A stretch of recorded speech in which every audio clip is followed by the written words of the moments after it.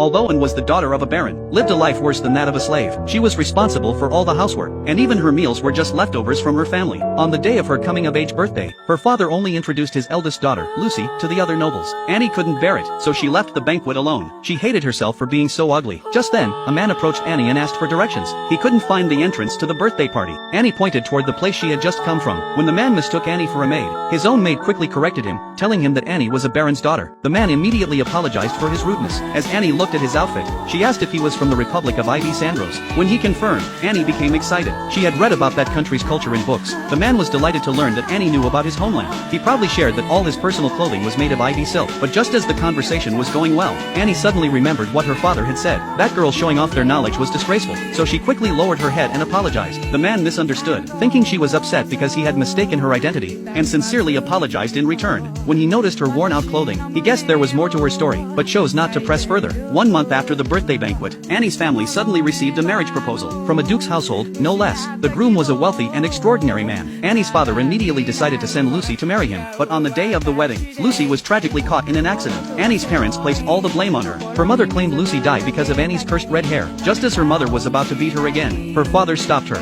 Her father had already sold the dowry and had no money to return it, so they decided to send Annie in Lucy's place. Annie thought life would only get worse from here, but to her surprise, the man she was supposed to marry turned out to be the very same man she had met that day, and he, too, was just as surprised to see her.